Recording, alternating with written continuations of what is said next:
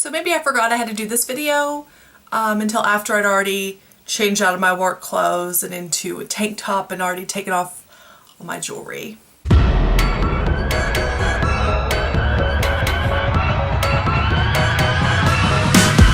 I'm here! Yay, it's Friday, it's the weekend. It's not even that late now that I work normal business hours. My new job has been going super well so far. I haven't really gotten to do a whole lot. I've just been like training this week.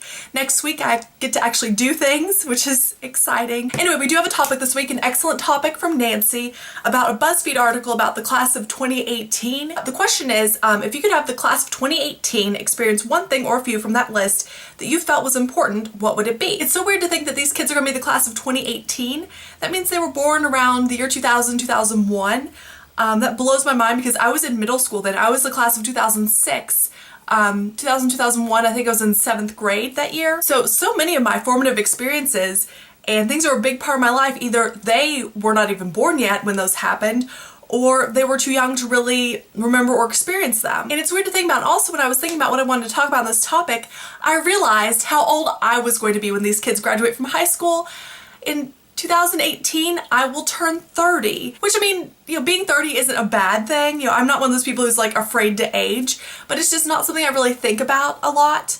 And this topic really kind of put a lot of things into perspective and kind of made me feel a little old. The thing I want to talk about the most though is something, I love how we've all kind of talked about the same things, but I want to talk about kind of what Kelly talked about like dial-up internet and really just in general how different the internet and computers were back then. And I know girls on the channel, viewers, a lot of you are my age or older, but let's just kind of revisit for a minute how different things were, how different computers were and how different using a computer was back in the early 2000s. Your family generally had one computer, if that. I knew some kids who didn't have computers because their parents thought computers were of the devil, and if they had a computer they didn't have any internet.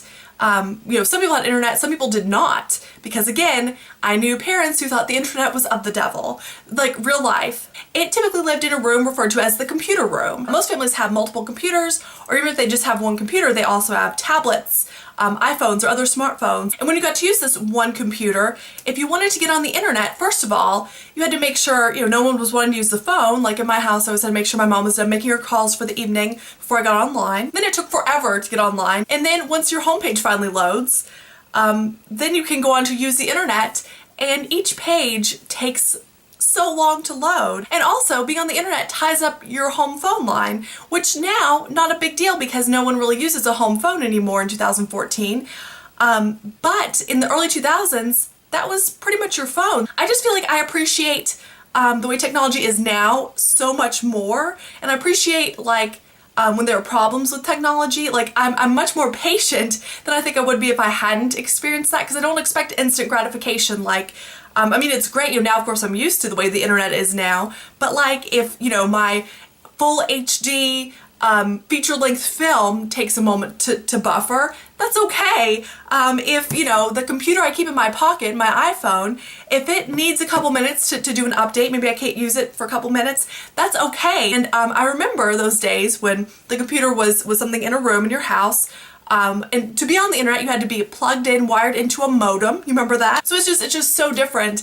And it's just weird to think that these kids won't remember dial-up internet. It's just weird to think of all the things in my life that these kids will have not experienced. And I don't think that like my generation's necessarily better, even though, you know, we're 90s kids and we kind of are all about that.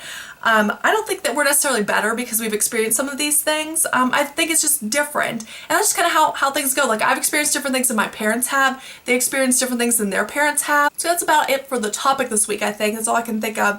Like I said, I've had a really good first week of work.